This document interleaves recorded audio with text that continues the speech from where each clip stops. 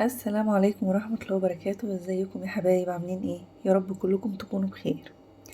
تعالوا نشوف بقى هنعمل ايه بربع كيلو لحمة مفروم.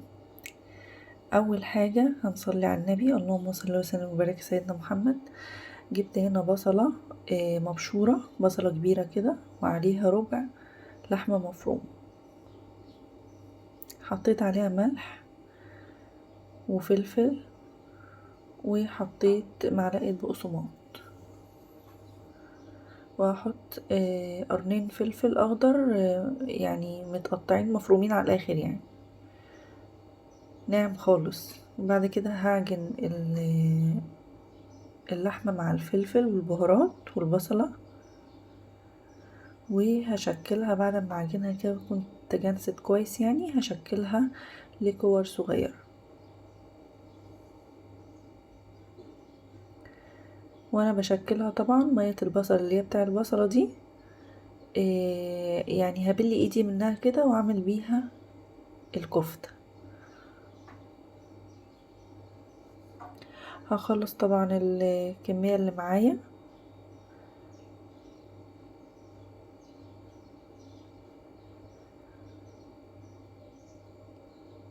وبعد ما اخلصها هجيب طاسة بقى على النار، حطيت فيها معلقة زيت ومعلقة سمنة عشان برضو السمنة بتدي طعم حلو اوي، وهجيب دقيق من غير ما اضيف عليه ملح ولا اي حاجة، هو دقيق بس كده، واعفر بيه الكفتة وانزل بيها بقى في المادة الدهنية دي، اشوحها كده تاخد لون.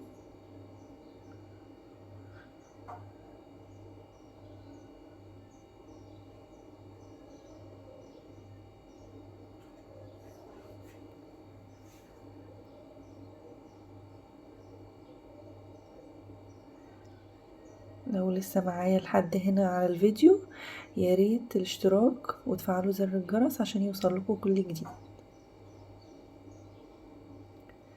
هديلها كده لون من جميع الجوانب،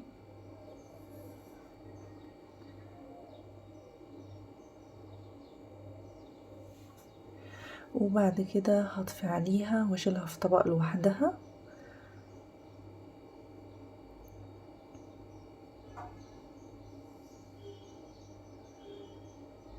وفي نفس المقلاية دي هجيب فصين توم مفرومين،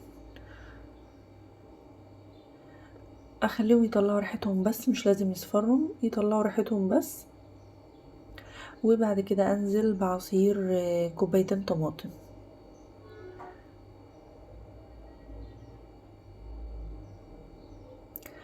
هحط لها طبعا الملح والفلفل ونص معلقة بابريكا ونص معلقة سكر عشان الحموضة بتاعة الطماطم، وهحط معلقتين صلصة عشان تعزز اللون بتاع التسبيكة كده.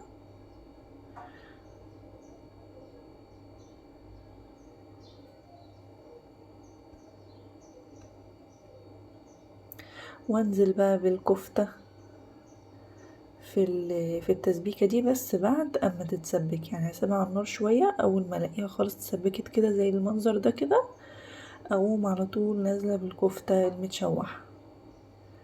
عرفتوا بقى انا بعمل كفتة ايه؟ كفتة داوود باشا.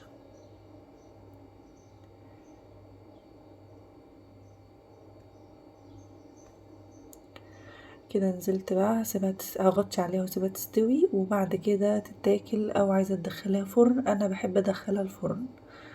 هتدخليها الفرن تحت الشواية تتشمع كده، وتطلعيها بقى تتاكل بعيش، تتاكل مع رز ابيض. انا كنت عاملة معاها رز ابيض.